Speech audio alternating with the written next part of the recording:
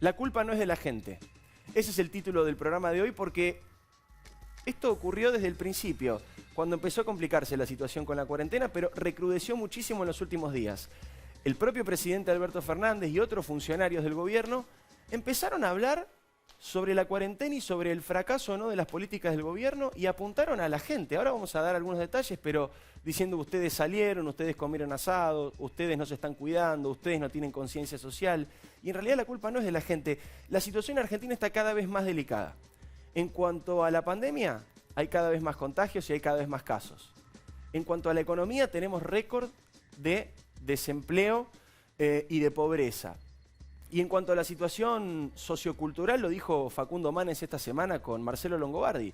8 de cada 10 jóvenes están con algún síntoma de depresión. Insisto, lo dijo Facundo Manes en estos últimos días.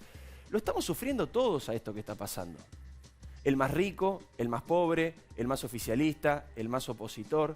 Todos, absolutamente todos, cada uno en su medida y en lo que tiene en la vida, está peor que antes de la cuarentena, eso es indiscutible. Es más, me atrevo a decir que prácticamente lo único en lo que podríamos estar todos de acuerdo en este país es en la preocupación que hay por esta tragedia que estamos viendo. Tragedia triple, tragedia de salud, tragedia económica y tragedia sociocultural también. Por eso, insisto con este punto, nadie, absolutamente nadie festeja ni muertos ni tragedias en las que está sumida la Argentina. Todo lo contrario, estamos todos preocupados y cada uno dando su opinión sobre lo que está ocurriendo. Pero los responsables deben hacerse cargo.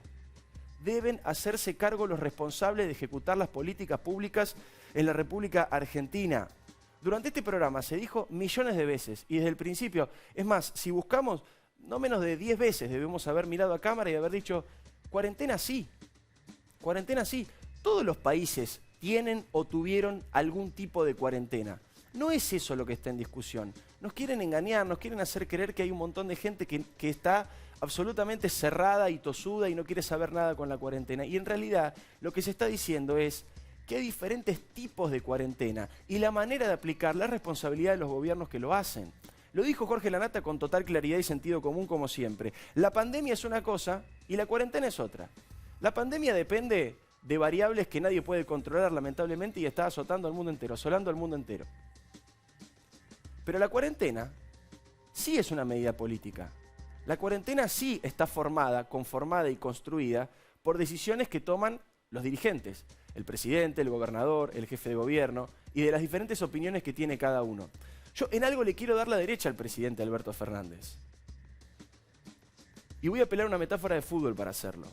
Es muy probable que el partido contra la pandemia se pierda, siempre. Esto ha pasado en casi todos los países del mundo. Casi todos los países del mundo perdieron contra la pandemia. Es un partido muy difícil de jugar, muy difícil. Le doy la derecha a todos los que están ejerciendo gobierno, algún tipo de gobierno en este momento. Pero ¿dónde está la metáfora futbolera? Vos podés perder jugando bien o jugando mal. Vos podés perder por goleada o podés perder sobre la hora. Y sobre todo podés perder jugando limpio. Podés perder jugando bien y jugando limpio. ¿Y qué significa jugar limpio? Jugar limpio significa, en principio, no culpar a la gente. En principio, que cada uno se haga cargo de las responsabilidades que tiene. O también, por ejemplo, jugar limpio es dar información concreta y certera. En la provincia de Buenos Aires lo hemos denunciado, nos dijeron de todo también, otras cosas que inventaron. Después finalmente teníamos razón, lo dijeron los curas villeros. Nunca se terminó de dar con total transparencia el tipo y la cantidad y el modo de los testeos. En la provincia de Buenos Aires no se conoce la tasa de contagio, no se conoce el famoso R, que en otros distritos como la ciudad de Buenos Aires uno tiene el R por barrio. Y la provincia de Buenos Aires decide no informarlo. Bueno, eso por ejemplo es una manera de jugar limpio. Y sobre todo, no condenar y hostigar a las voces críticas que empiezan a surgir. De golpe parece que no hay derecho a expresarse, parece que no hay derecho a tener una opinión diferente sobre cuál es la manera de combatir esta enfermedad que está complicando a todo el mundo. A veces parece que ni siquiera escuchan a Horacio Rodríguez Larreta, que tiene las mismas responsabilidades que Kicillof, que tiene las mismas preocupaciones de Kicillof, que tiene también mucha cantidad de casos en su distrito.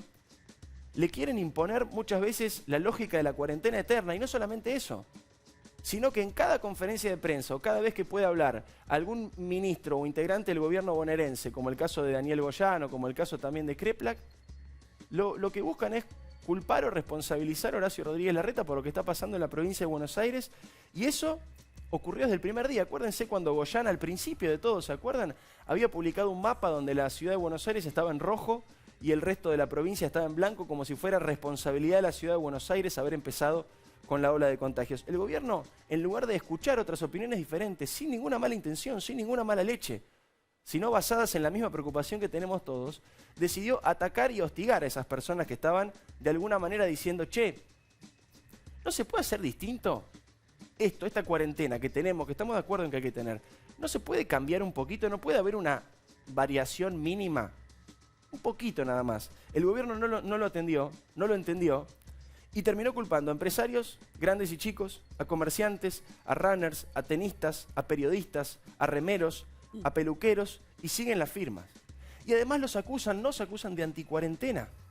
A los comerciantes que lloran porque perdieron el trabajo de toda su vida, los acusan de anticuarentena.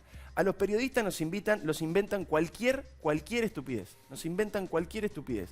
A los corredores, el presidente en persona los culpó si algo malo pasaba. ¿Se acuerdan lo que decía el presidente? Mirá. Yo podría hacerme el distraído. Querían salir a correr, salgan a correr. Querían salir a pasear, salgan a pasear. Querían tener los locales de ropa abiertos, abran los locales de ropa. Ahora, esta es la consecuencia, la que les acabo de mostrar. Sépanlo, porque no hay otra consecuencia. Es esta la consecuencia. Simplemente lo que se estaba pidiendo es una cuarentena más sostenible y más soportable. Era eso nada más. Cuarentena sí, pero más sostenible y más soportable. ¿Por qué? Justamente para no llegar al momento en el que estamos ahora, que es un momento en el cual no paran de crecer los casos, no paran de crecer los contagios, aumentaron mucho las muertes en los últimos días y la gente ya no aguanta más, la gente está desesperada por salir y recuperar aunque sea una partecita de su vida. Pero además lo que cambió fue el discurso del presidente con respecto a la gente. Acuérdense al principio. En las primeras conferencias de prensa, cuando la gente hizo caso de inmediato y con muchísimo miedo, con razón, porque veíamos lo que ocurría en Europa, la gente se metió en la casa los primeros 15 días y no salía, Alberto Fernández decía que estaba orgulloso de la sociedad argentina. Pero ahora culpan a la gente. Cuando la gente estaba de acuerdo con lo que Alberto Fernández decía, él sentía orgullo. Y ahora que empiezan a aparecer más voces críticas de lo que está ocurriendo, Alberto dice que la culpa es de los que salen, de los que comen asados, de los que no tienen conciencia, de los que no tienen responsabilidad, de los anticuarentena. ¿Qué pasó? ¿La gente se volvió mala de golpe? ¿De un día para el otro la gente decidió ir en contra de su propio país? ¿Ir en contra de ellos mismos? ¿La gente de golpe quiere contagiarse? ¿Quiere que se contagie su familia? ¿Quiere que se contagien sus amigos? ¿Quiere contagiarse ellos mismos? No fue eso lo que ocurrió. Lo que ocurrió es que hubo un desgaste importantísimo y que fue siendo advertido, pero que fue devuelto, insisto, con críticas, con hostigamiento, con persecución, en lugar de intentar abrir un poco el diálogo y poder conversar de qué es lo que estamos sufriendo en la Argentina. Pasa lo mismo con la inseguridad. Lo contamos la semana pasada que hacíamos un programa especial. El gobierno dice que la inseguridad prácticamente no existe y que es un invento de los medios. Es lo mismo, acá dicen que los medios inventan la idea de la anticuarentena o que fomentan la anticuarentena o que juegan peligrosamente con el concepto de la libertad. Eso es demostrar un divorcio social enorme entre lo que ven los políticos y lo que está reclamando la gente. Con la inseguridad es lo mismo. La gente está desesperada porque vayan las cámaras de televisión, porque sienten que si no los ilumina una cámara de televisión, el Estado los ignora y encima ahora los culpa y los responsabiliza por lo que les está pasando. Me parece, y esto ya es análisis político más vinculado a lo que viene, que evidentemente el gobierno ha registrado que la marcha que se está convocando, el banderazo para el 17 de agosto, va a ser importante, va a ser amplio y que tiene un apoyo de varios sectores de la sociedad, de varias figuras muy conocidas también. Y entonces empezaron a meter esta idea de que la responsabilidad, si todo sale mal, es de la gente que está saliendo a protestar. Esta idea de criminalizar la protesta que tanto decían algunos representantes de este gobierno, ahora lo están encarnando con la gente que va al banderazo, que puede llegar a ir al banderazo, a los que Cristina hace 10 días comparó con gente que tira molotovs en la puerta de una mutual de la Gendarmería, cuando claramente una cosa no tiene nada que ver con la otra. El comerciante no puede comer, pero es culpable. El deportista amateur no puede cuidar su salud, ni recrearse, ni oxigenarse un poco la cabeza, pero es culpable. El deportista profesional pierde oportunidades únicas. Hoy contaba el chico, vieron la tapa de los diarios, el chico que se entrena jugando al tenis, pegándole a un colchón para que el colchón le devuelva la pelota. Dijo, hace 5 meses que no juego. Yo, en condiciones normales, dice el chico, solamente descanso los domingos, entreno de lunes a sábados. Y ahora hace 5 meses que no juego al tenis. Delfina Piñatelo, 20 y pico de años. Ella solita se tuvo que cargar al hombro la lucha de los nadadores. 20 y pico, 22 años, no me quiero equivocar, pero anda por ahí. Medallista olímpica, súper talentosa. Dijo, yo en todo el año paro 2 semanas de entrenar. Ya pararon 4 meses, porque ella, como reclamó en su momento, le dieron la posibilidad. Hay un nivel de ataque al que piensa distinto, que no es novedoso, pero que sí es mucho más peligroso en este contexto, donde estamos discutiendo tragedias. Adolfo Rubinstein, el ex secretario y ministro de Salud de la República Argentina, hizo el otro día una crítica política, sin ninguna agresión, sin ninguna locura, sin ningún epíteto resonante, nada, simplemente una crítica política. ¿Qué dijo Adolfo Rubinstein? Dijo, el gobierno ya no está enamorado de la cuarentena, está entrampado en la cuarentena.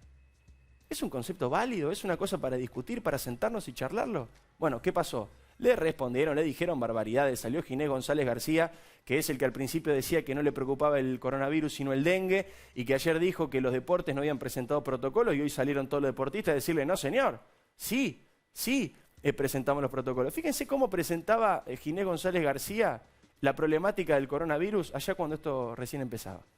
¿Siguen afirmando que es más peligroso que el coronavirus, al menos en nuestro país?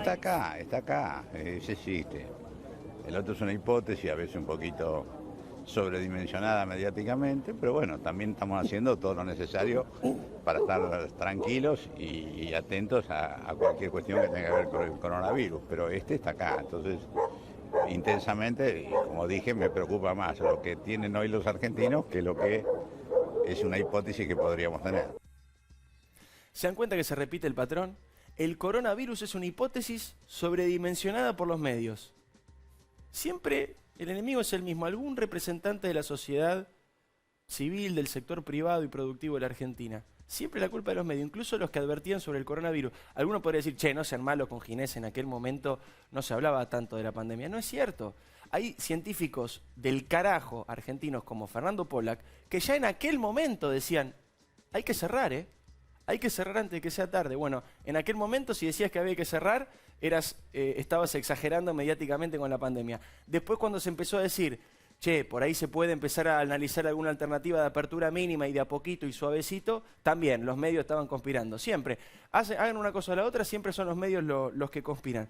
La pregunta es para tanto lo que dijo Rubinstein? ¿Es para tanto que haya planteado que el gobierno está empantanado o entrampado en la cuarentena? ¿Tan difícil es escuchar sin agredir, sin insultar, sin descalificar, sin inventar noticias falsas? ¿Ustedes saben a lo que me refiero? Discutamos de verdad y con argumentos, discutamos de política. No hace falta apelar siempre a la descalificación salvaje y a culpar al otro, permanentemente.